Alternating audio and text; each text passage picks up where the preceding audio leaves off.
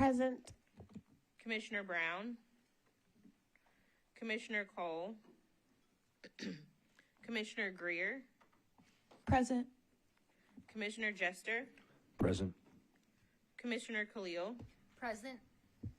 Commissioner Knight, Commissioner Wade, Commissioner Yu, Present. Director Batchelder, Present. and Metro Legal, we have Macy Amos. Present. And Miss Kelly Woodward. Present. And then I have Darius Barati, myself, Vivian Fox, and Capri Harston. So sorry. Thank you, Vivian, and thank you, everyone, for being here. Metro Arts' mission is to drive an equitable and vibrant community through the arts. Pursuant to the provisions of 2.68.030 of the Metropolitan Code of Laws, please take notice that decisions of the Arts Commission may be appealed to the Chancery Court of Davidson County for review under a common law writ of certiorari. Any appeal must be filed within 60 days after an entry of a final decision by the Commission.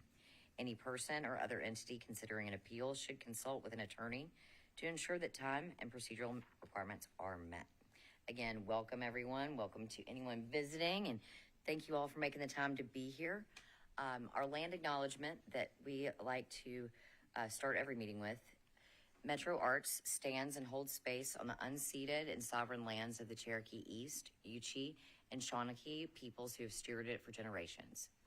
Every community owes its existence and vitality to generations from around the world who contributed their energy to making the history that led to this moment.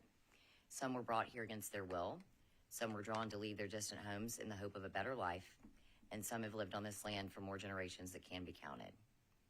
We acknowledge we are all standing on ancestral lands, and we honor the thousands of enslaved African peoples whose lives were physically and spiritually stolen. We pay respects to elders past and present. Metro Arts invites you to join in our commitment to knowing our Native communities in more meaningful ways in alignment with our restorative arts practice. And with that, I will ask Vivian if we have any public comment that was submitted prior to the meeting or anyone here that has signed up. We do not have any public comment that was submitted prior to the meeting, but we do have one in-person public comment today. Wonderful. Thank you. All right. And Mr. Jonathan Harwell Dye, if you join me here. Welcome, Jonathan. Good to see you. Hold on 1 second. All right, you have 2 minutes. I'll let you know when you're at the 1 minute mark, and your time starts now. Thank you, Commissioners. I really appreciate the opportunity to speak here today. My name is Jonathan Harwell Dye. I'm the Director of Programs for the Arts and Business Council of Greater Nashville.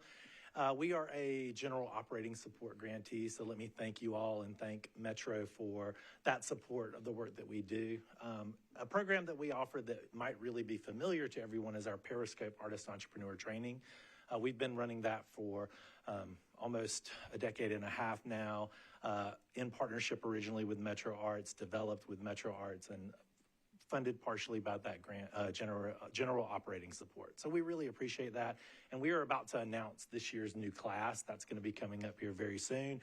We're going to be kicking that class off on March 19th. So thank you for that. Thank you for that support. And thank you to, we have almost 300 alumni artists for that program.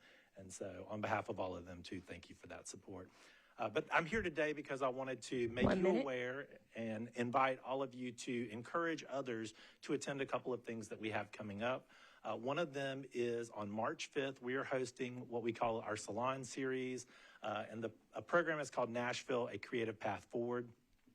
And it's designed to be a interactive conversation with the creative community about arts advocacy and what the creative community as a whole, artists, arts organizations, civic leaders, individual residents of Davidson County, bringing everyone together to have a conversation about arts advocacy that is holistic, that looks at both public funding from great partners like Metro Arts, but also looks at the private sector, how artists are supported at every level. And so we are hoping that you, and I imagine you know many arts advocates, we are asking them to come out for this event on March 5th. It's from 6 to 8 p.m. at Studio 615. We are hosting the event, but it's going to be facilitated by Elevate Consulting, and they are going to have different interactive activities. And then we have a summit coming up on March 24th, 25th, and 26th called the Artist Thrive Summit. It is not related to the Thrive grants, but we will be highlighting some grantees at that summit. And so we just want to let you know that that's happening. We're going to have 125 to 150 people, both locally and nationally, coming to Nashville to learn about art and art careers. All right. Thank you. Thank you. That concludes our public comment section of the agenda. Thank you, Vivian. Thank you, Jonathan. Next, our featured artist, the branch of Nashville, and Ashley Smith will be here presenting on behalf of she and Chuck. Yeah, Hey, I'll say a Chuck. few words. I'm in the corner. Thank you, buddy. No, it's okay. I'll just preemptively say, good afternoon, everybody. We had originally planned on featuring Damián Martinez today, but plans changed for Damián. I'm assured that he is fine, but he could not attend today's commission meeting. Instead, I have a few slides that talk about Damián and the Thrive Project that he is the lead artist on. But on short notice, we have the wonderful Ashley Smith, as you mentioned, the lead applicant on the project that will feature Damián's work for the FY26 Thrive Project. Ashley Smith is the Director of Comprehensive Care for the branch of Nashville, an organization that is dedicated to welcoming and empowering our neighbors in Southeast Nashville by expanding access to resources and connections. The branch of Nashville helps improve English language skills, meeting urgent food needs, and work on opportunities for all people to thrive. Keep coming up. While I show a few slides representing Damián and his visual art, Ashley will share more about the FY26 Thrive awarded project called The Art of Belonging. Please give a round of applause for the featured artist spotlight on the fly, Ashley Smith. Thank you. Thanks for inviting us to share more about the art of belonging. And just thank you again for the Thrive funding. We're really, really excited about this project. And again, we pass along apologies that Damián couldn't be here. Damián is our lead artist on the Art of Belonging. And to give you a little bit of background on what that project is, it is a community art project to transform right now what is a very ugly industrial fencing that is in our food pantry area, located in a gymnasium of a church. So I'm trying to paint the picture of what this looks like. It is so, and we will be transforming parts of that fencing into 7 canvases, huge canvases that cover the 8-foot fencing barrier. And the purpose of that, and why we're calling it the Art of Belonging, is because we are, for the first time since COVID, bringing in our neighbors who are having food insecurity and picking up their food. Instead of them getting just a predetermined amount of food, they're going to come in and be able to choose their own food like they're in a grocery store. So as part of restoring some of that dignity, we also wanted to restore some dignity to this space to make it look beautiful. So Damián is our lead artist to lead the charge on those 7 canvases. It will be a large effort. He is an amazing muralist, and I think we have some of his previous work. Brings in just beautiful colors and images from, just our natural surroundings, from his culture. He's originally from Mexico, from Oaxaca, Mexico, and now has just brought some beautiful, beautiful pieces to Nashville. And he's going to be working with 5 other artists who are kind of more assistant artists, who also are, just to highlight them a little bit, are kind of represent the people who we serve at the branch. And so we have an artist who is one of our older adult both volunteers and pantry clients, who is an artist, in his own right, and creates beautiful work. We have an art teacher from one of our local schools who's going to lead one of the canvases. And then we have a couple students and another community member, and they all bring just a diversity of experience and culture, and that is, the intent of these pieces. And so I wanted to share a little bit of some of the ideas that for each of the pieces. We've already held 2 community meetings about the 7 Canvas concepts. And we're going to be having a community art day in March for anyone who wants to participate in those paintings. And then the final canvases are going to be unveiled in April. So we're really excited about that.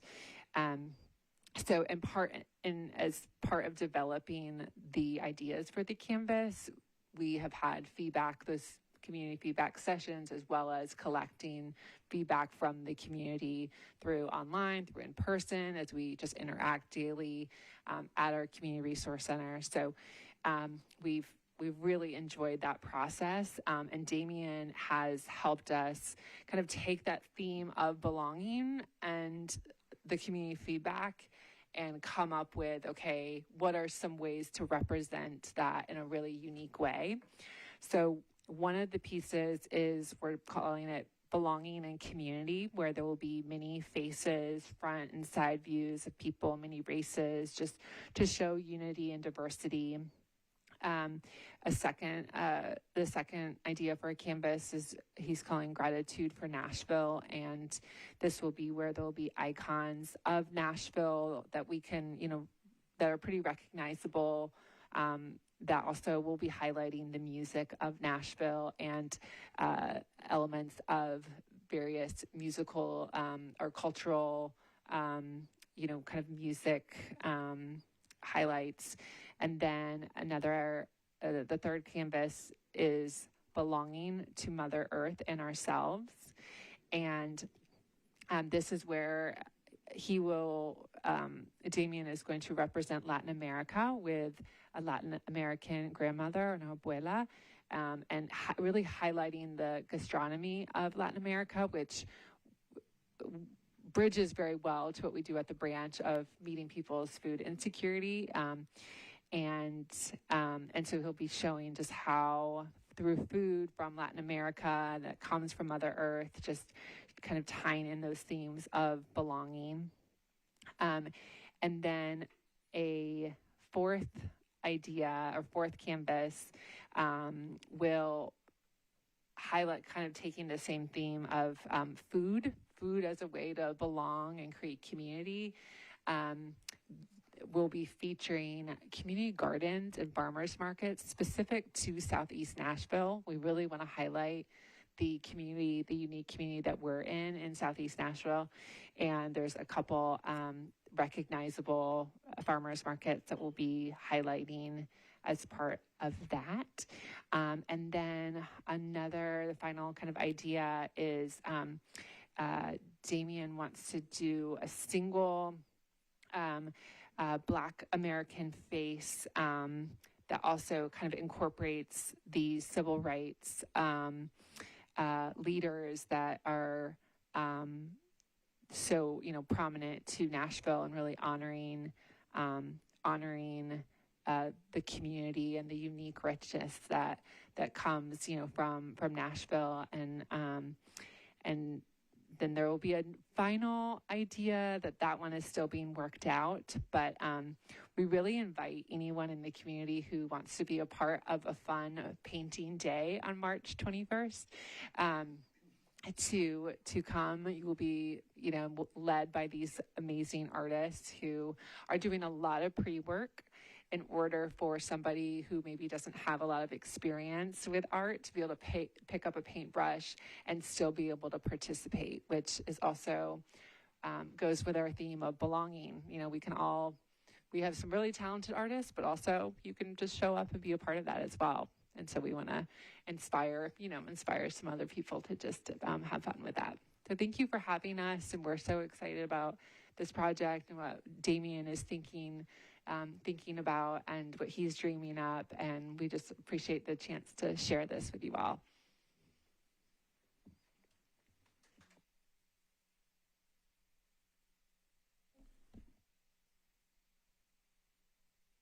is it yeah.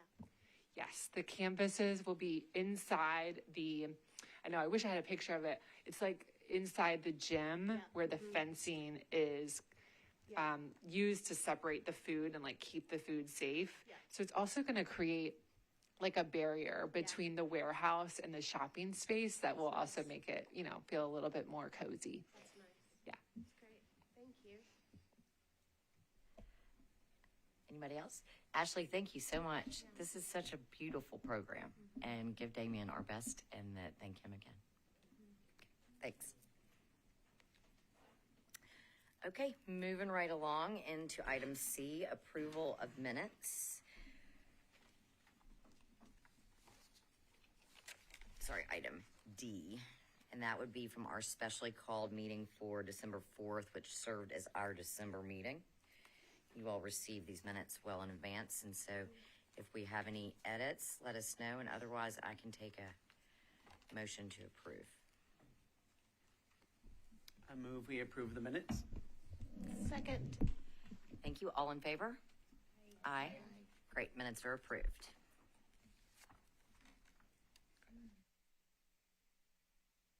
Okay, moving into committee reports and action discussion items. Item 1 is the executive committee report. We met last week, primarily, and let's see, chime in, Sean and Heather. You weren't, yeah. So Sean, chime in if I miss anything. Primarily, we discussed the updates that we'll be taking action on today, which is the updates to our public comment policy. Just kind of tighten that up, reviewing that. And then we also reviewed the budget, all the budget mods and the budget submission and what we're looking at that Ashley will go through as well. And we discussed a bit of the consultant's executive summary, which we can touch on today as in addition to. But yeah, the only action item that came out of that was these changes to the public comment policy were approved unanimously from the executive committee, and now they are here in front of you all. So anything else to add, Ashley or Commissioner Knight? I would just say that one of the things that came up, because I've heard several people ask about this, is the challenge of not being able to respond to public comments in the context of the meeting. That is still the case for a variety of legal reasons, but just wanted to say that that question did arise and we did discuss it. I'd like to just highlight a couple of the things that make this public comment policy more accessible. We just brought you the clean version for full commission here, so you don't see what we've changed it from, but previously our comment forms indicated that you need to be a Davidson County resident, so you had to affirm that you are. So we've broadened that to be a Tennessee resident, which is in line with other metro processes. It previously said that public comments need to address a specific item on the agenda. We added an agenda item or be germane to our work, right? The public comment that we received today, for example, is not on the agenda, but we certainly want to be able to hear from people who have things that are relevant to our work that we want to, be in conversation about. So that broadens that. And for written public comments, it used to be having to be submitted 2 days prior to, so we changed that to 2 hours prior to for written comments to make it into your packet. So those are just some of the specific things that I wanted to highlight that make this more what we do in practice already and makes it more accessible. Does anybody have any questions or comments? Okay, great. We can take this on as, and yeah, the motion slide, please.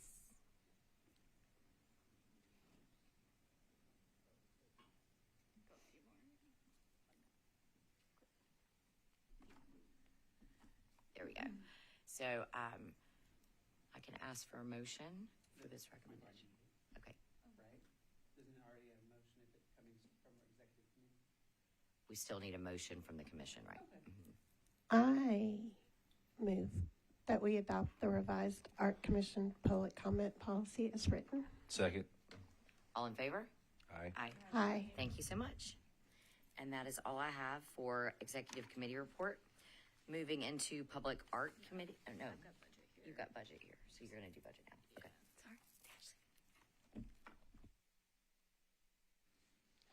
this could have been in the director's report or here, but I thought we would just get to it earlier in the meeting. So we did spend a significant amount of time, like Chair West said, in the executive committee going over the details of our budget submission. And I want to make sure that all commissioners know what was submitted in our budget request, as well as what the process and some important dates are going to be coming up. So without getting too far in the weeds, and I've talked about this a little bit before, but I also think it's just important for anybody viewing our meetings, knowing and understanding what the budget process is for the public as well as for commissioners, and that this is some commissioners' first time going through the budget process as well. So with that said, without getting in the weeds, we essentially operate on a baseline budget setting process each year. So the budget that we're currently living in, we use that as our starting point, and then we request what's a modification, a budget modification. Those are really investments or things that we need to just maintain the level of work that we are doing or to expand the work that we are doing. And we also indicate if some of these requests are maybe just a one-time need versus an ongoing need. And so you have the packet, you have a document in your packet that provides the full details of what we have requested, but what's on the front page of that document is really a summary, and what's on the slide is the 7 modification requests that we have submitted. We submitted these last week. And so I'll just name them quickly without going into too much detail because you have that you can read afterward. But the first one is a one-time funding request for resources to run a grant panel. We've talked in our grant committee meetings for several months now that FY27 we're going to have to actually operate panels for 2 different grant cycles, and this is because in FY25 there were no grant panels done because of the delays that happened in that year. And so we are catching up, which means we are incurring a large expense that we just didn't use 2 years ago. But and so this is a one-time request that is really very critical in order for doing what we need to do to run our grant cycle. Number 2 is also about grant panels, but is just about additional resources that are needed because we have so many applications that come in now. So our panelists are reviewing higher number of applications, and we want to be very sensitive to what an appropriate ratio is. We need more panelists, and our panelists all receive stipends for the work that they do. And it's also about the cost of our grant management software when we're operating a volume at that level. Number 3 is about a request to increase our grant budget. We advocate for this every year because we know that the funds that we have to distribute to our operating grants and our Thrive grants really does not meet the community need that there is. We see more applications every year, like I said, and we know that it is just a challenging funding environment for many of our cultural institutions and our artists that are doing this very important work in Nashville. And so we're requesting a 25% increase to our grant budget this year. Number 4 is resources to relaunch our court-involved youth programming that we do in partnership with Judge Calloway. This is programming that we were doing since 2017, and it has been on pause for the last 2 years. And so we have some good planning that's being done by the team and with our partners, but we're requesting resources to bring that programming back next year. Number 5 is about professional development for staff, which we just do not have resources for right now, and that's just very important for staff development, as well as for just making sure that Metro Arts is, represented in conversations about what's happening across the country, being in those professional associations, and really making it possible for Metro Arts to be back part of that national conversation like we were doing much more frequently in past years. Number 6, that was my timer, right? I'm out of time.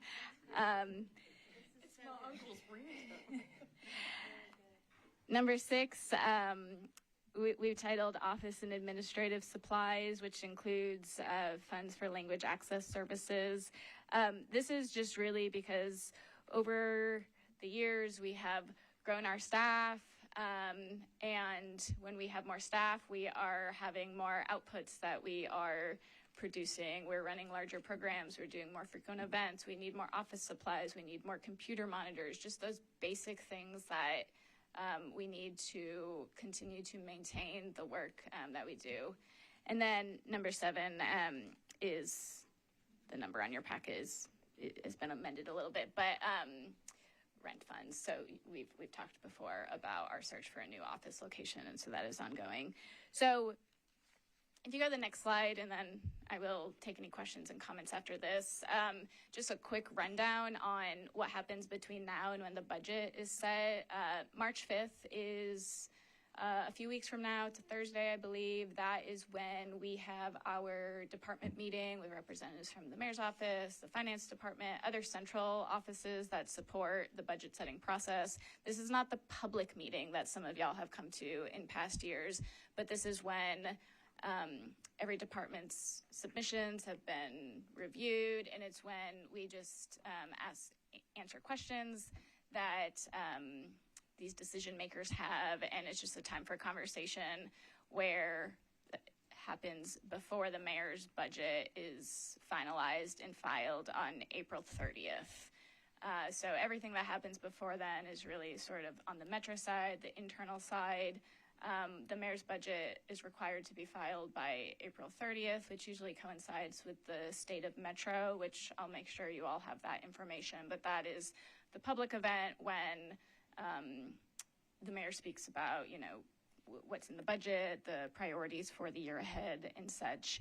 And then that really kicks off the process that goes into the Metro Council's hands for their consideration and that public process. This is where we will receive a date for our department hearing with the budget committee. Several of you attended that last year, so I'll make sure that you have that date. Again, this is when the public hearing on the budget takes place. This is when there's working groups that council members lead so that they can deliberate around different council priorities and ways that they might make some tweaks and some changes around the edges to what the mayor's budget has been determined at that time. And then ultimately the budget is set by the end of the year. So that is sort of just the process. So I've showed you what we have asked for. This is the process that we will go through. I think in executive committee and in advocacy committee, we'll be talking about more ways, and I will, update you in between meetings, of course, about ways that commissioners can support our budget requests as we move through this process. But any questions or comments about this? I have 2 questions. Number 1, on number 6, what is language access services? So language access services, so translation of essential documents or interpretation for meetings, whether they're public meetings or just individual meetings that we're having. When we have language access needs, we have contracts that we can access and we pay for them, of course, but it's just to provide greater dedicated funding there so that we can make sure all of our essential documents are translated moving forward to, the most common languages.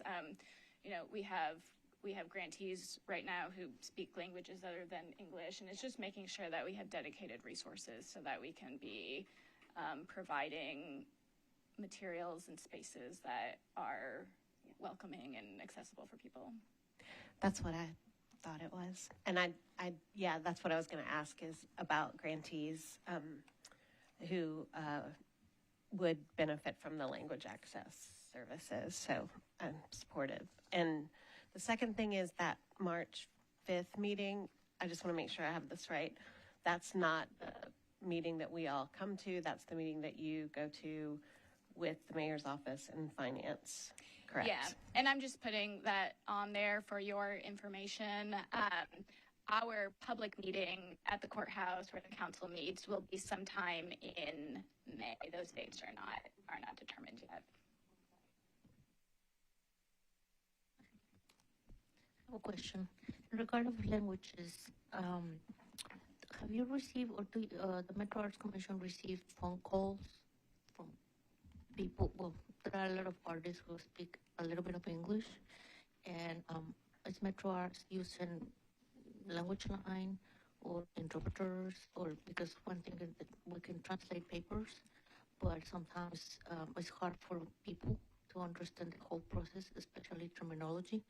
But I'm wondering if Metro Arts or other organizations use that or have a specific staff for doing that, or the creation of another position for those kind of things. Mm-hmm. Yeah, so we have a number of services that we can access with just the specific question that you said, if somebody calls, we can access the Lingualex, the language line. We have worked with the Tennessee Language Center before if we have like a need for an in-person interpreter. We have a language access plan as a department that we'll be doing our annual update of so that staff know the process for using these services, and so that people also feel like how to use the services, right? Just because the way that you use those services impacts if it's a good experience for someone or not, right? So, I'll say I don't think that we get a lot of people who just call us with whatever somebody might be calling about in another language, but we have services that we can access if that does happen. I was curious, what are ways that we engage external stakeholders in the budgeting process? So both artists, but also other arts organizations to push for increased funding? Yeah, there has certainly been a lot more activity in past years. There's been, a long history of community organizations and community members individually sort of mobilizing to advocate to the council or other decision makers for increased budgets, primarily, as I understand the history, just around increasing the grant budget specifically. This process, we didn't do a lot of engagement around what our budget needs are. Some of the specific budget, example number one, number two are just based on very specific internal needs about, our software and things like that. Our budget request number 4 for investments for programming for court-involved youth for that program, that's been in conversation with our partners that we've worked with before. But we've not done like a public process this year or last year around what public stakeholders would like to see in our budget, if that's what. Yeah, that's helpful context. I think that's an area of opportunity because it helps to ground this in more context. I think the other thing that crosses my mind reading through these documents is questions relative to if you were, and I understand that there is a framework that you have to submit this in, right? So let me just say that. I know that this is a template, you got to follow the template. But I think from a talking points perspective, things that are important grounding are things like, given the growth of our city compared to cities that are similar, what is the percentage of Metro's budget that funds art versus, say, in Austin, Texas, right? I think the other question mark that could be a talking point is relative to year-over-year increases in budget for the arts in comparison to year-over-year total budget for Nashville.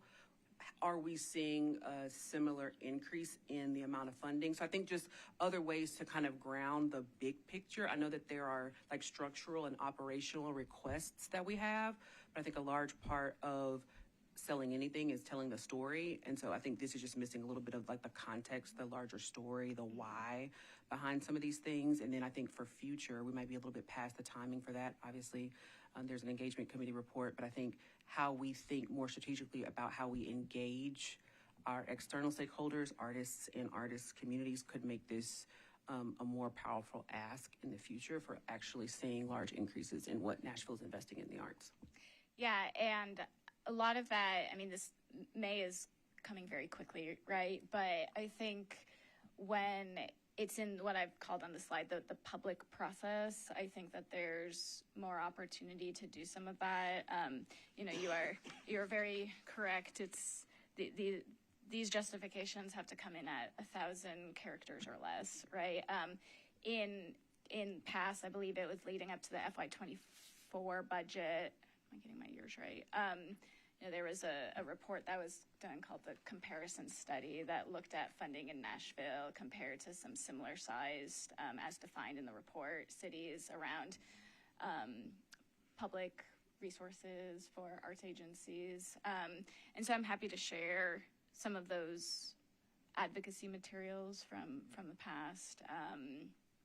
And yeah, I agree with everything that you said. Commissioner Cole, thank you. Those are all things that we really need. And I think what Ashley just said, if we could take because we do have numbers. I'm trying to remember an exact last week. I just did the quick math, and it's like 25% increase of our ask in the grants budget is something like, was it 0.1% of the overall city budget? And so we really haven't had any increases with the exception of the $2 million that was not an actual increase. It was. So having those numbers to compare year to year, and then yes, the growth of the city, also housing, I think is something that goes with the growth of the city. But as we look at, I mean, in my own work, I'm seeing artists needing to move out of Davidson County in order to live. And so then if they are required to be a Davidson County resident, then that is something that is playing into. So as we look at our applications, I would encourage everyone to kind of see maybe if there's a trend there, that we could talk about. And I'd also, on a different note, want to thank Ashley, Capri, all the staff, because one thing I know that we talked about, I think in executive committee, is each department now knows what their budget is. That has not been happening here at Metro Arts. So now every department knows what their budget is to spend. And then just because of public art, I want to make a note that this does not include public art funds. Okay, so everybody knows. Percent funds. This does not include percent funds. Just want to make that on the record and for all of us to know. And then on the item of number 5, the professional fees and staff professional development, I'm so glad you all are building things back in for that, because it wasn't that long ago that Nashville was looked at as kind of a national leader in a lot of subjects. And it's time we kind of get the staff back into that for their own development, their own personal professional development. So thank you for including that. Yeah, that's all. I just want to agree with everything that's been said, and building off of what Commissioner Cole said, and thinking about if there are slides, data that we could create. I know that's extra work for our staff, but that could be resources for the advocacy committee, but we could also distribute to our constituents as a way of providing them with the visual data that they would need to be able to do that kind of advocacy. As someone said before, we used to have scores of people on behalf of arts, and it was community organized, right? And so I think it's one of our goals to support that, and one way to do that, I think, is providing visual data to show these kinds of trends that Commissioner Cole's talking about, that then would empower constituents to do their advocacy. So I know that's work, but I would support it and would offer to help with it too in any way that I could, but what could I do? I don't know. I'm sorry. I have a question in regards of number 5. Professional association membership fees is for the Metro Arts to be part of or having a membership with other organizations and agencies. Well, okay, but what about I don't know, just looking at membership? Does the Metro Arts Commission has a list or a membership invitation for the public to be a member and to invite people and the community to give support for the Metro Arts and the staff and the commissioners? Well, the commissioners are volunteers, but for the Metro Arts to continue helping the artist community? So I think the best way for me to maybe answer what I think you're asking about. So, we have a number of public programs that, you can come to. You don't have to be a grantee. You don't have to have a contract with us, that are pretty, come to a coffee talk, come to some of the celebrations that we're going to be doing.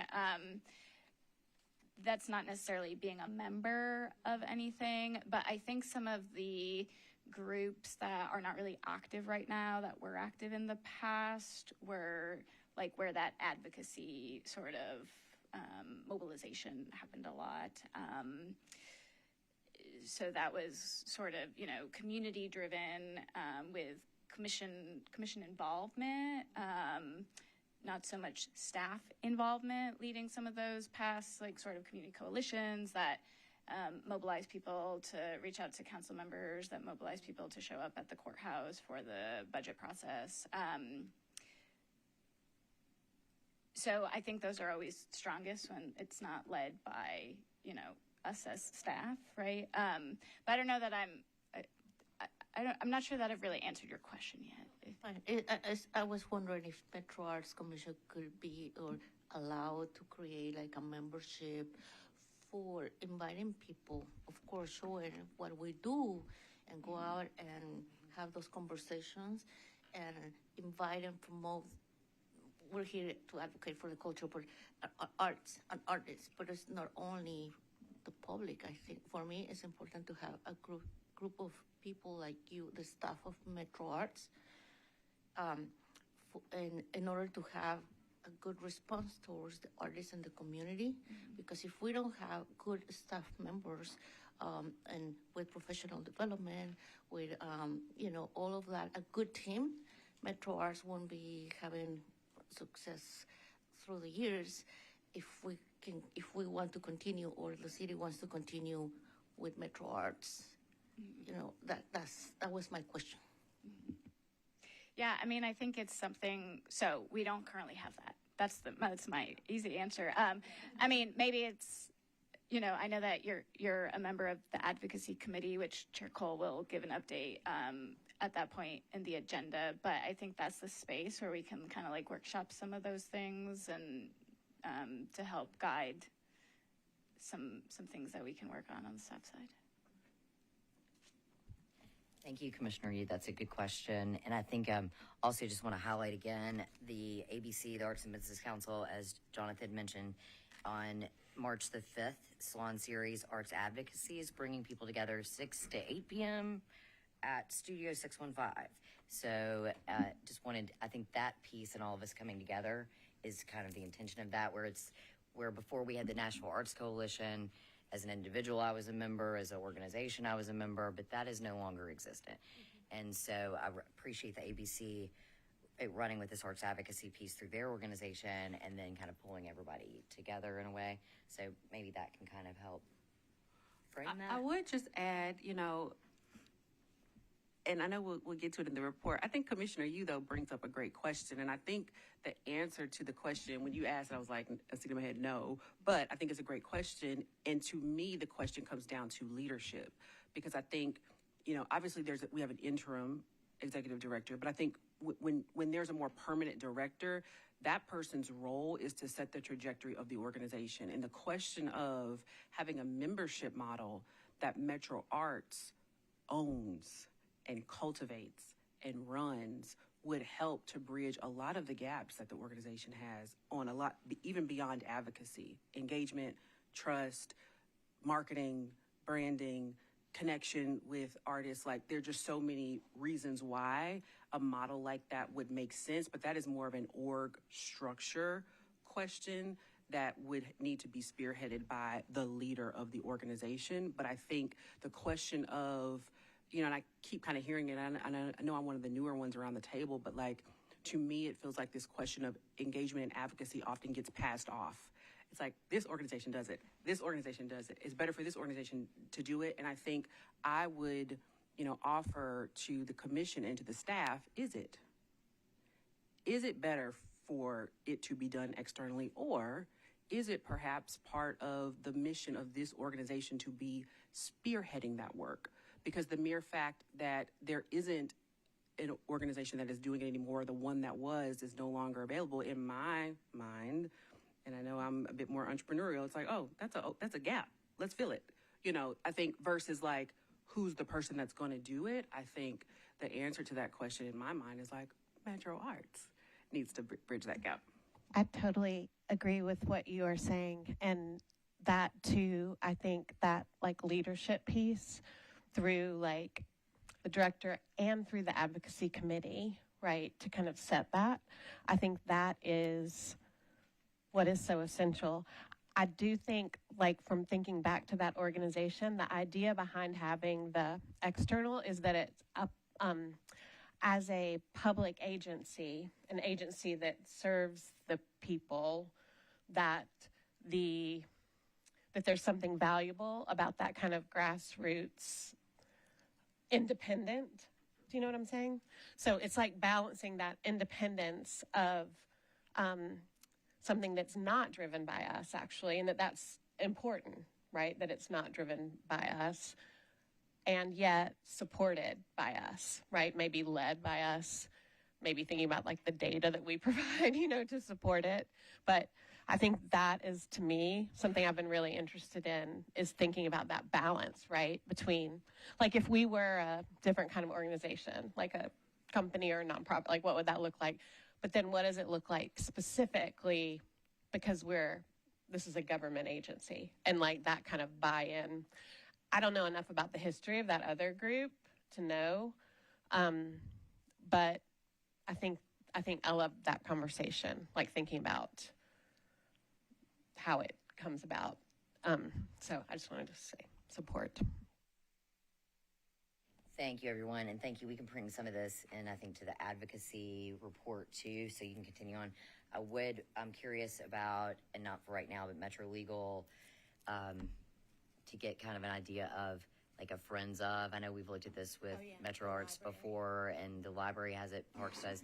We've gone down that road before and been told that was not something we could do with Metro Arts. So not for right now, but something maybe down the road, because it was a thing of membership and membership of a government department, and then having a friends of, like Shelby, or like library, like there's all kinds of library foundation, like all kinds of things. So if we could maybe flush that out a little bit about what is possible for us to do within the framework of government. Sure. Versus, because I totally agree, but I'd like to know, like, before we go down that path. And our team actually advises the library and park, so we're very familiar with those friends groups. Mm-hmm. So I can send something to Ashley on that topic. Thank you so much. Appreciate it. So not trying to cut anybody off, but I know we've got some hard outs in about 35 minutes. So moving into Public Art Committee, we did not meet last week, a quorum issue, but I know that we do have some reports, and that would be definitely on NYCE. Yeah, thank you. So, Attilio, are you here? Yes, you're here. Would you like to? Yeah, really quick on. Okay. Thank you. Good afternoon, everybody. So, yes, NYCE, Metro Arts, in terms of public art, we have a lot of things moving on, especially for all our projects. But the immediate things that we wanted to bring you today is NYCE, just because of the Empowerment Collection. It's moving hot and fast. And so with that being said, tomorrow, artists, if you're listening, friends of, and then just spread it out. Tomorrow is the last day to participate in the artist engagement. So, you will not be able to submit a proposal unless you go through an artist engagement. It's very crucial. It's been super informative. I've gotten a lot of great responses and feedback from the artists. So with that being said, tomorrow, 3:30, our guest of honor will be Lanelle Matthews from JJC. It's 1 hour. You'll be able to ask a bunch of questions, and then we could go through the specifics. And, excuse me? No, I'm sorry, but great question. It is virtual. You have to register at metroartsnashville.gov. It's on our front page. Darius has been doing an amazing job throwing out socials for that. So please register on our website. It's on the very first page. And then second, with that being said, next week, or no, 2 weeks from now, we're getting to March 6th, man. I thought we were still in January. March 6th is the last day to submit your proposal. So make sure you get into your artist engagement and then work on your proposal, submit it through. If you have any questions, please reach out to me, attilio.murga@nashville.gov. And yeah, and then after that, right now, I am literally currently with Vivian and the team working on scheduling the selection panel, which is going to be conducted in the spring. So after that, we have our chair for our panel, which would be Evan. And so, yeah, we're getting there. And so this is going to be a very exciting project. And that's all we have, unless somebody has some questions about this project. All right, if you do, please follow up, email me. I'll be here. Thank you.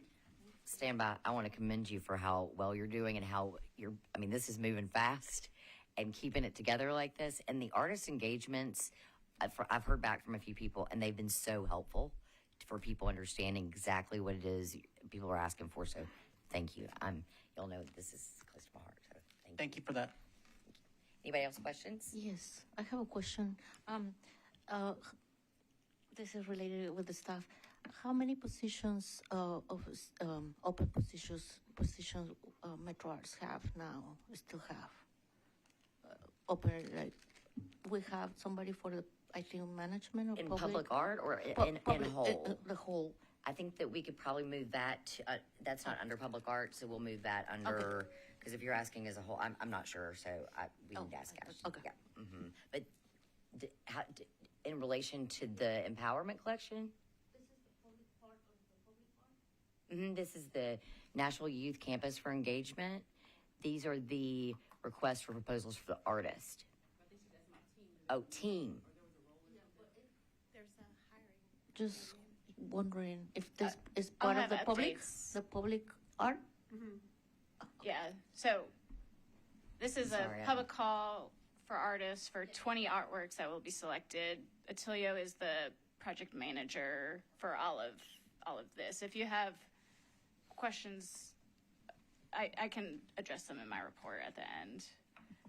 No, I got confused if it's this the part of under the public art, or I know it's a project, but I was confused if it's under the public art or not. And yes, this is completely under public art, completely under percent funds. Attilio is the lead for the entire project, which is not just the 20 artists, but it's also the large piece. But this is all under the percent fund, bond funded public art.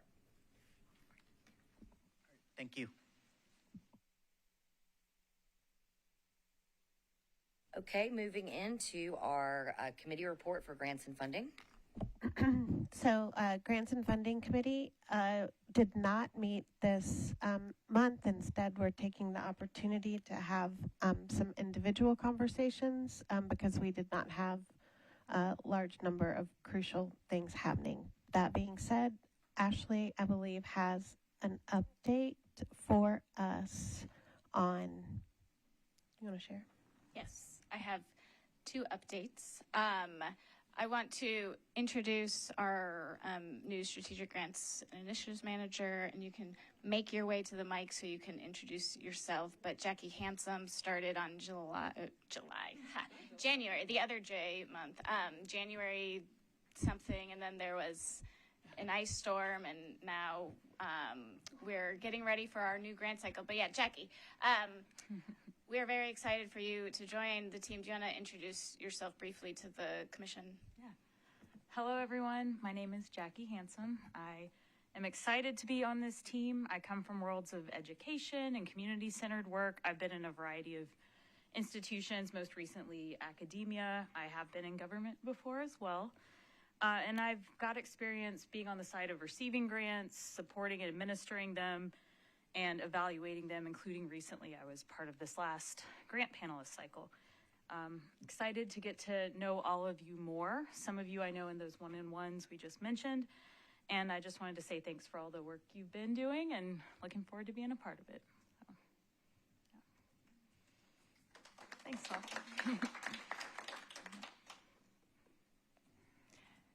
Grant committee members especially will get to have more conversation with Jackie in committees. But in lieu of having a committee, I do have a next slide here that I wanted to just share some key dates, both for you to know what's going to be coming to commission, as well as for the public to understand a little bit of the timeline that we're looking at preparing for the next grant cycle.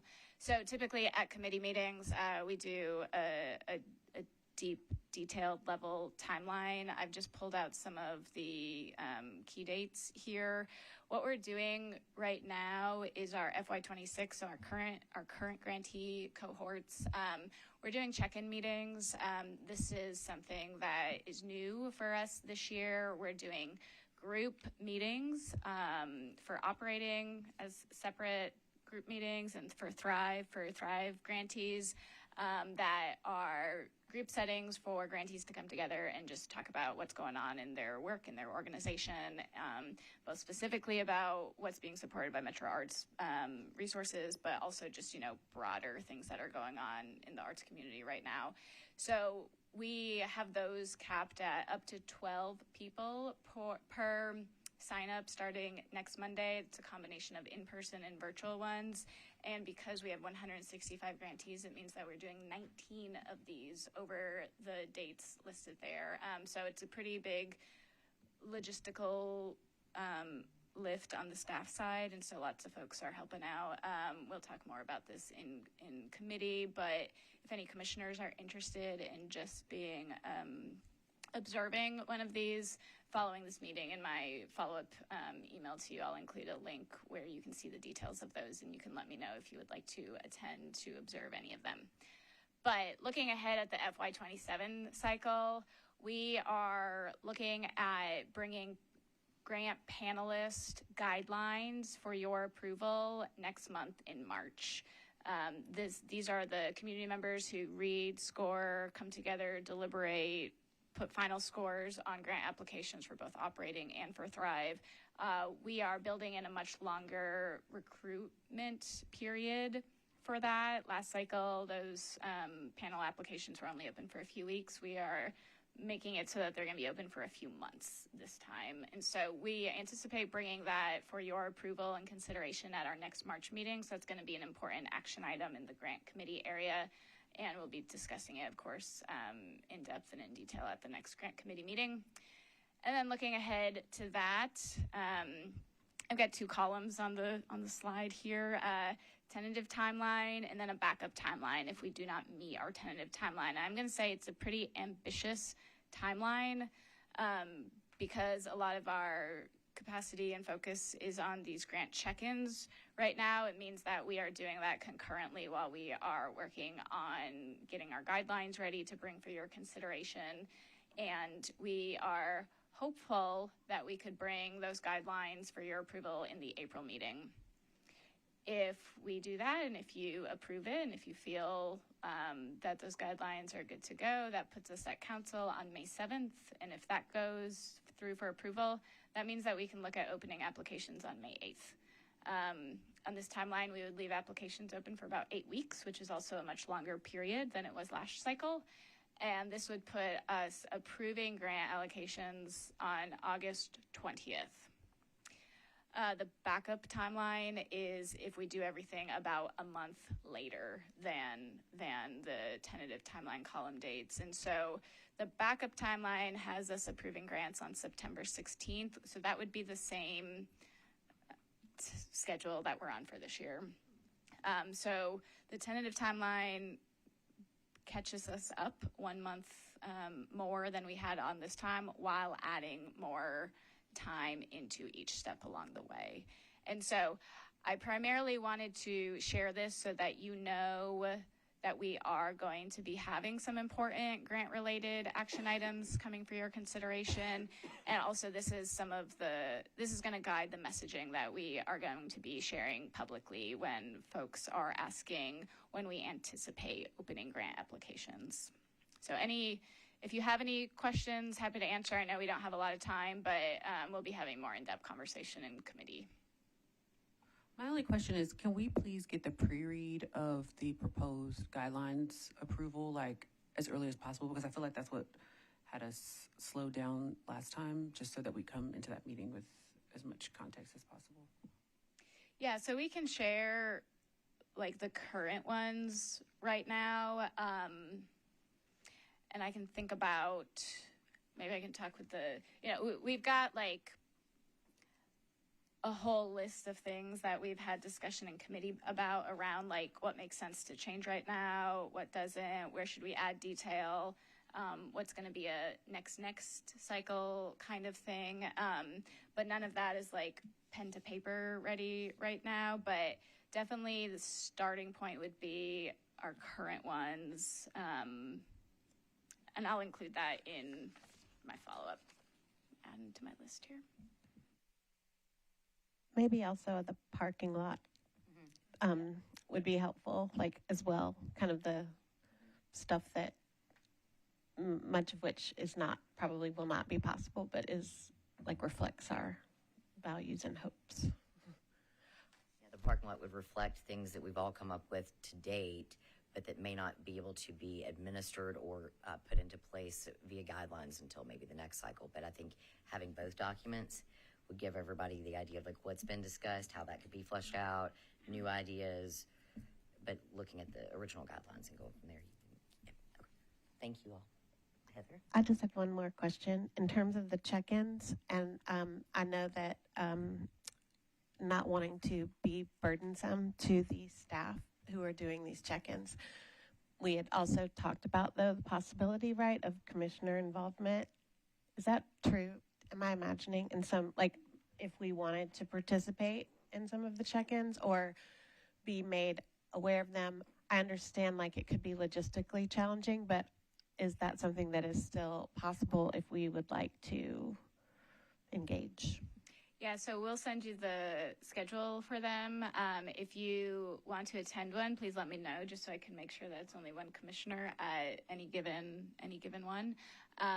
And I would say you're there to sort of observe the group conversation.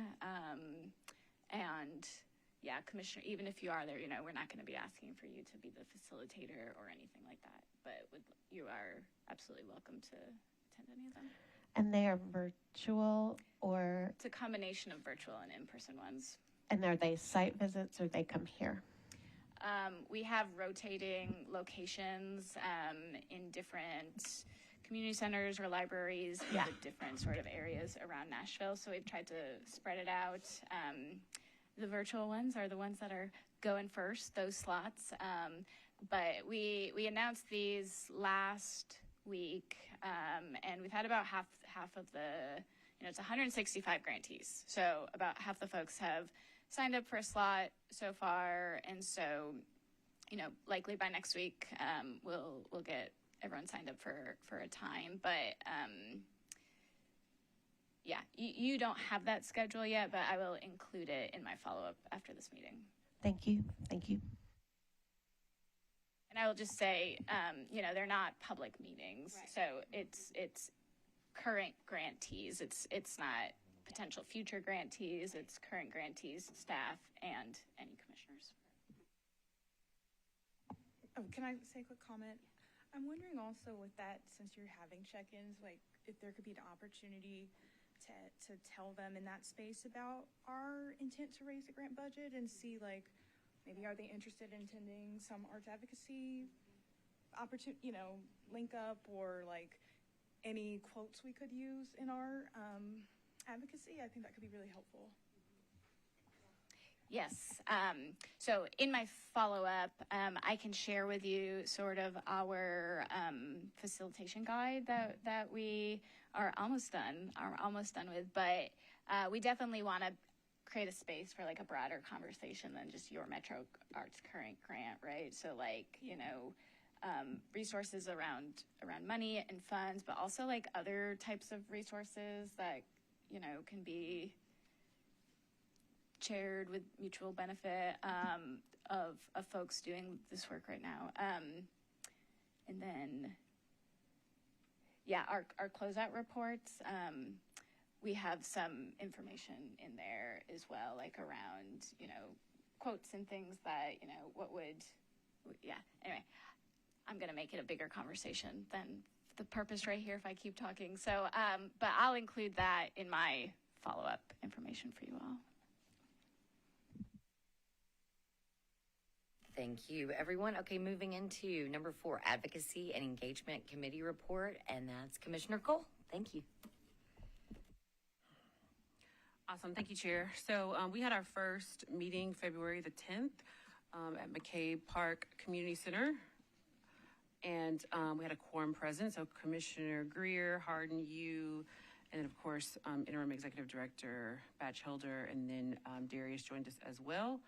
We also had, I believe his last name is Jonathan Said, Executive Director of the Forge, Nashville.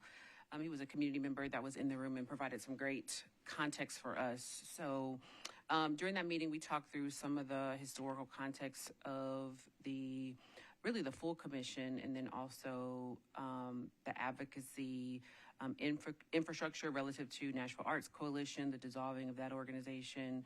There was some good context shared there.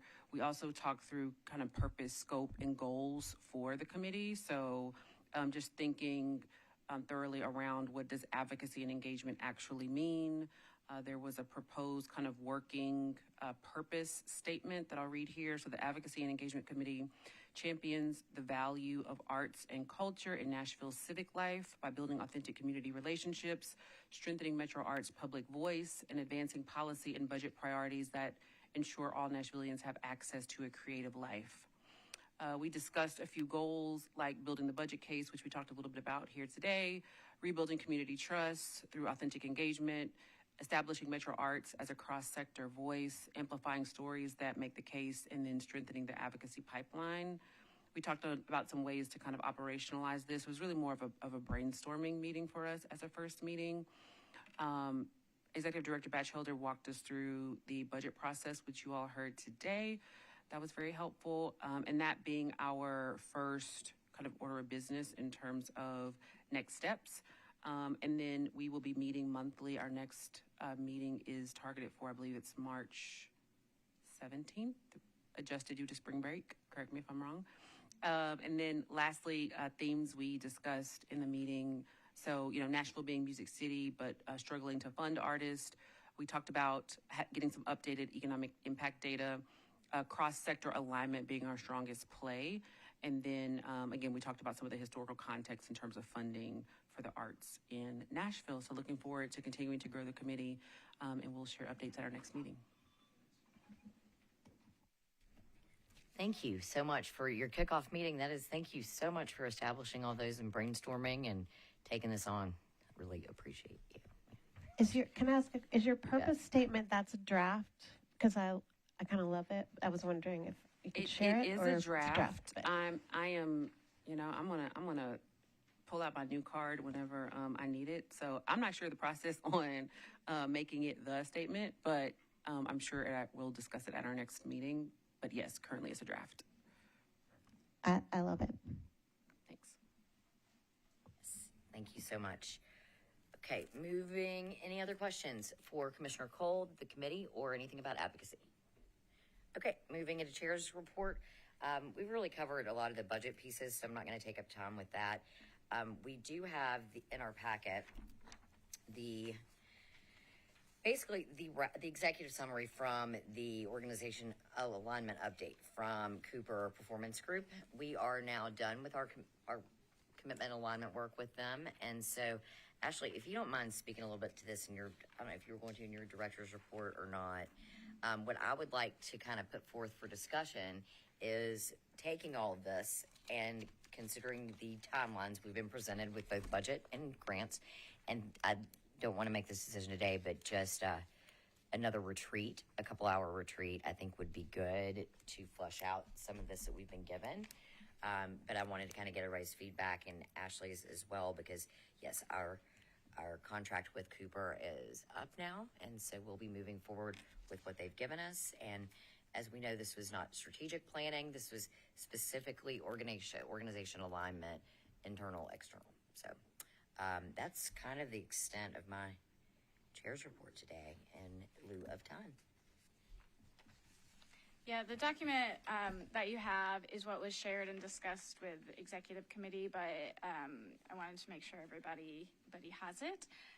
What it includes is a table of the recommendations from the preliminary report that we got from the Cooper Performance Group, and then a note of high, medium, low sort of priority level.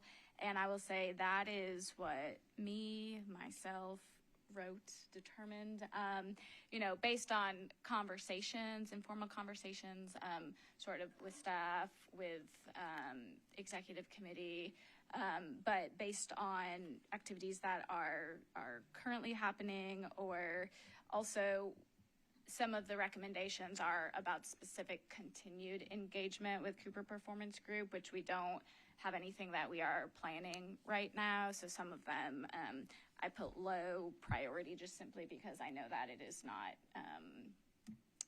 in the cards to continue that. So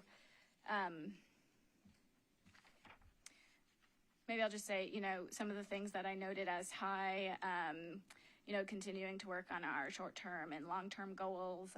We have some things that we're working on the staff side, with the goal being bringing the commission sort of a calendar of our key activities and milestones for the year that we're in right now, so that you can know what's going to be coming to you as well, and thinking about our strategic direction.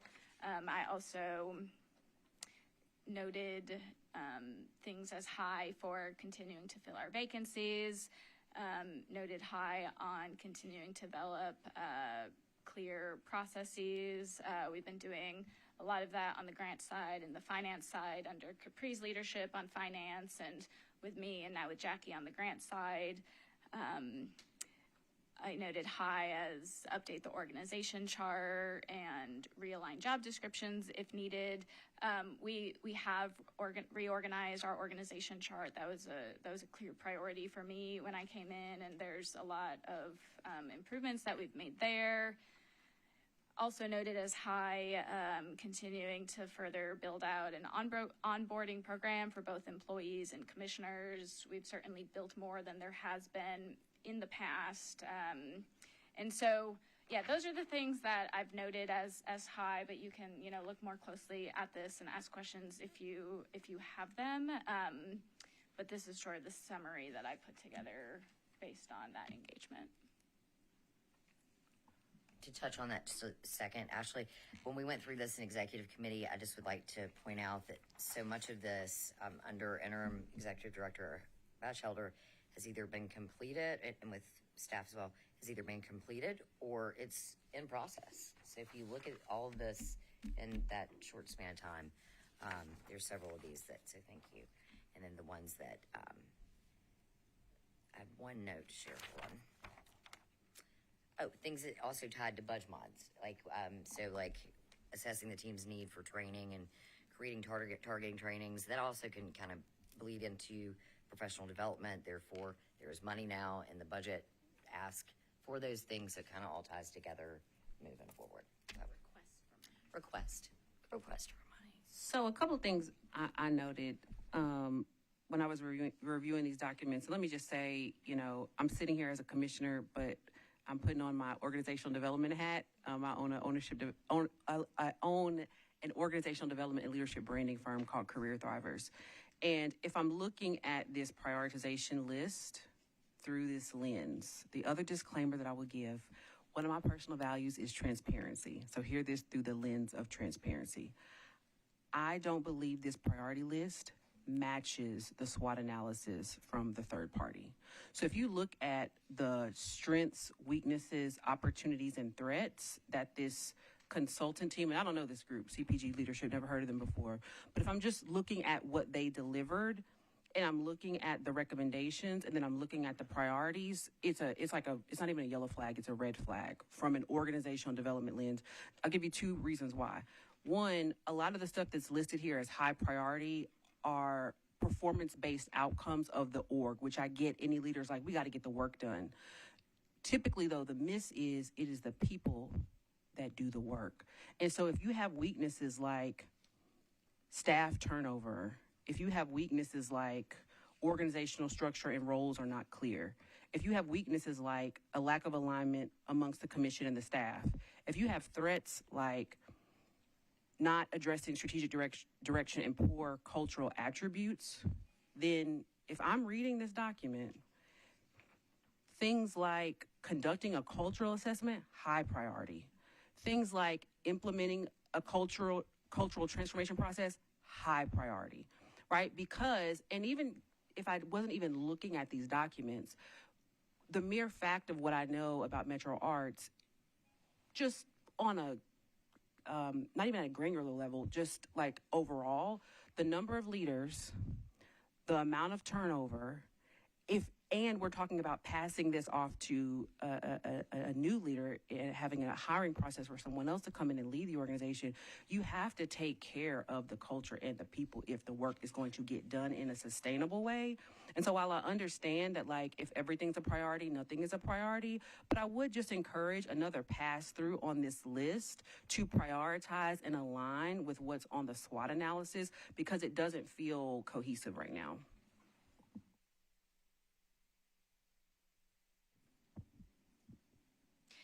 Yeah, I appreciate that comment. I mean, let's see.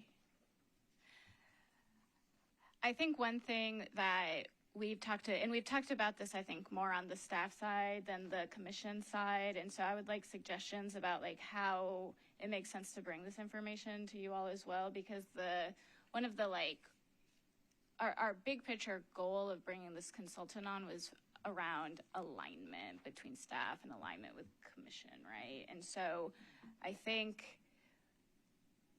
the preliminary report that we received based on the, I will say sort of limited activities that we did with the consultant, on the staff side, we know that we want to have more conversations around all of those things before we feel confident saying, this is what it's at the top of the list and sort of like how we go through that. But yeah, I would like feedback from you all, and you can share it later as well if you don't have to think of something on the spot. But like, what is the best way for us to work through some of this together in a transparent way? Whether that's, how I deliver my reports, or, we mentioned a retreat, but we're not going to be having a retreat every month, right? Where we can like have conversations around this. But yeah, open to any. What's the timeline on the hiring of the executive director? I can speak to that. So the earliest we would be looking at would be well, let me say this. I'll be meeting with Director Hall and HR, continuing conversation, but the earliest would be late fall, early winter. So we are going to get through this grant cycle before we move into that, to give us the time. Early fall for the meeting or early fall for the hiring? The hiring. Okay. Yeah, the hiring. And a note on the SWOT analysis. I'm not sure that I need to look at my emails to see the time frame, but I feel like the SWOT analysis came, then there was the staff meet. I'm trying to, because there was information given in between SWOT analysis meeting and then our retreat that we had. When was that? Last month? Yeah, last month when we had the retreat with Cooper.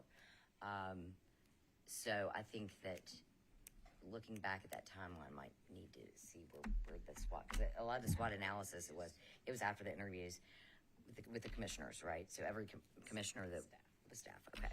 So, because I see SWOT analysis in this, and I see things that have been kind of rectified, but things that need to be fleshed out, like cultural plan, absolutely. We ended a contract a year and a half ago, midway through cultural planning. So there's some of those things we kind of need to bring back, but in this direct organization alignment piece, I don't know that that was something we needed to put in there right now. Yeah, and I'll just add briefly, it's complex when you are managing, leadership succession planning, but I do think the timing of when the new leader comes into play has to be considered in the prioritization, because while the current leadership team is like setting the strategy for where the org is going, my, again, org development thinking would be you want to leave room for the new leader to kind of crystallize the goals around that. Because you can have a new leader that comes in and is like, we're not doing that. Meanwhile, you just put the staff through this whole goal process, and then morale, that is terrible for morale. Again, that's culture. So like, I say that to say like the emphasis on the people, the culture of the organization, the staff, let me be very clear, is of critical importance, because you're into a runway where they're about to have to change again. And so anytime there's a change on the team, even when people leave, it disrupts team dynamics, and you have to reset that as a leader, and that takes time, it takes intention. While yes, the business has to run, the stuff has to get done, but I think my question would be, how much of the stuff needs to get done with the current leadership team, knowing that we're about to hire, and what needs to continue, what do we need to sustain through this next grant cycle or whatever the current goals are, while we are strengthening and fortifying the culture of the organization to withstand a hiring process of a new leader, new team, et cetera. So that would just be my guidance, I guess, Director Batchelder, on your question of like what are you prioritizing, and kind of like where is the importance? That's what I would say right now.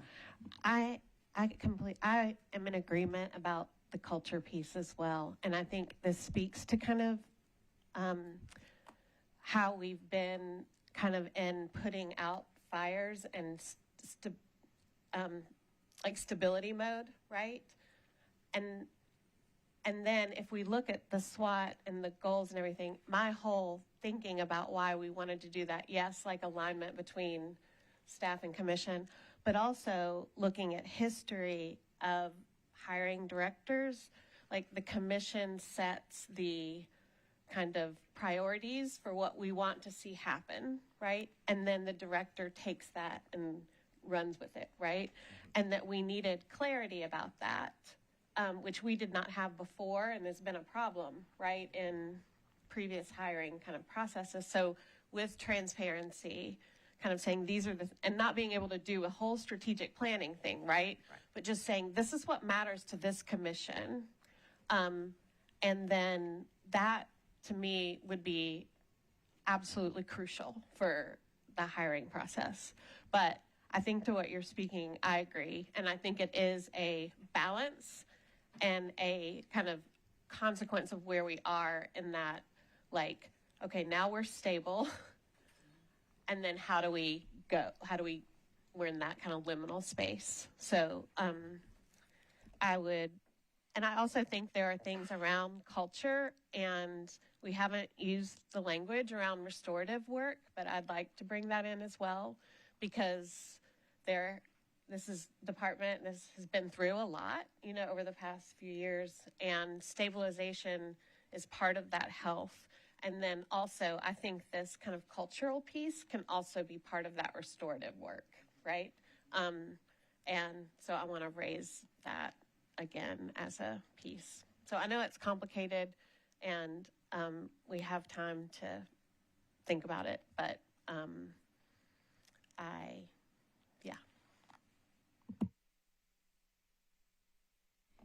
Thank you, Commissioner Lifkowitz. Thank you, Commissioner Cole. Again, the executive committee is functioning as the search and hiring committee, and we do need a better way to kind of bring all this together. And yes, staff culture, so very important. Thank you for bringing that forward. And then us in alignment as we go forward as an organization is, you're good. You're good.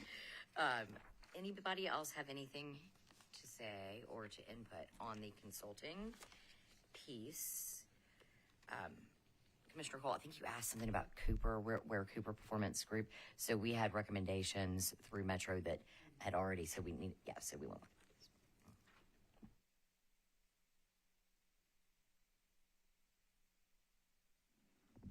All right. I don't have a lot of new information to share in my report. On the hiring side, our public art manager recruitment is not finished yet, so that update is the same as it's been in previous months, ongoing. Like I said, Jackie, as the new Strategic Grants Initiative Manager, this is her first meeting, and so working on training and onboarding there. And we are preparing for a grant coordinator position, which is one of our vacancies that reports to Jackie's position.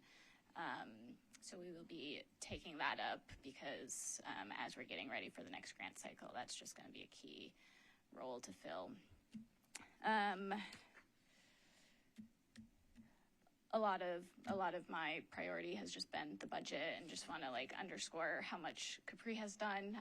First full budget cycle. You came in the middle of it last cycle, so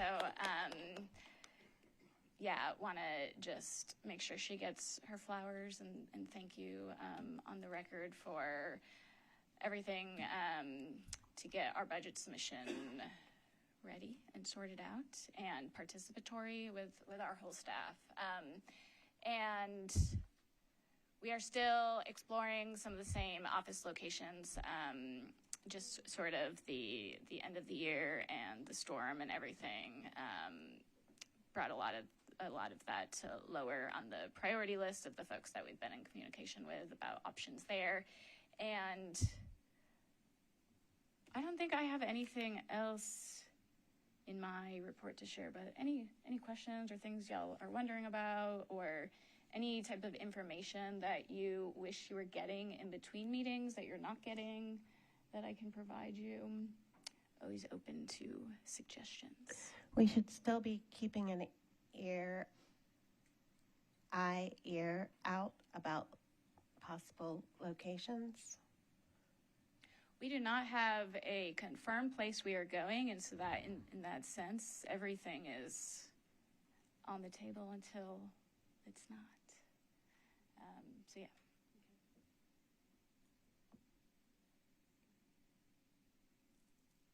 So I've got some follow-up things that I'll be sending you. The grant check-in schedule, if anybody wants to go to one of those meetings, you can let me know. I'm going to share some of the materials from previous advocacy work, our current grant guidelines, our parking lot, so that you can begin thinking about what's going to be coming on the grant side for action items. Have conversation with Macy and Kelly around friends of groups and sort of the parameters for that. And committees will be the next time we are gathered together.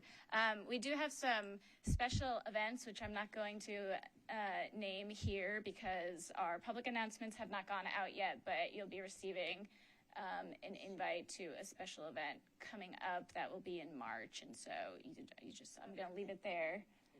It's my birthday party. Yes. We will celebrate anybody's birthday at the time. So just a little teaser.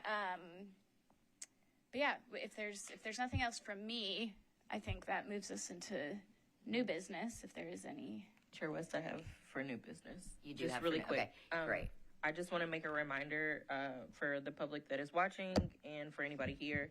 March, our meetings are set for March the 16th. That is our Grants and Funding Committee meeting. It will be here at Metro Southeast. March 17th, which is a Tuesday, Advocacy and Engagement, which will be at McCabe Park Regional Community Center, 5:30 to 7. March 18th is Executive Committee, Wednesday, here at Metro Southeast. Public Art Committee is set for March 19th, here again, Metro Southeast. And then March the 25th, Commission It is from 1 to 3 again here at Metro Southeast. I just want to put that out there for the public and anyone to know. And it's also located on our nashville.gov website for all of our meetings. If anything gets canceled, it'll show there, just so everyone is aware. Thank you, Vivian. That helps a lot. Does anyone have any new business they would like to have discussed at the next meeting or that needs to be added to the agenda? Okay. Well, with that, I will close with great appreciation for everyone. I hope everybody is recovering from the storm. If you need help, there are Metro resources in play that I'd like to say publicly to artists, anyone that's watching, that those resources are still available, and you can find that on any Metro government website. And yeah, thank you all for your service, and thank you all to our staff with all the love. And with that, I need a motion to adjourn. Move. Thank you. All in favor? Yep. This motion is adjourned at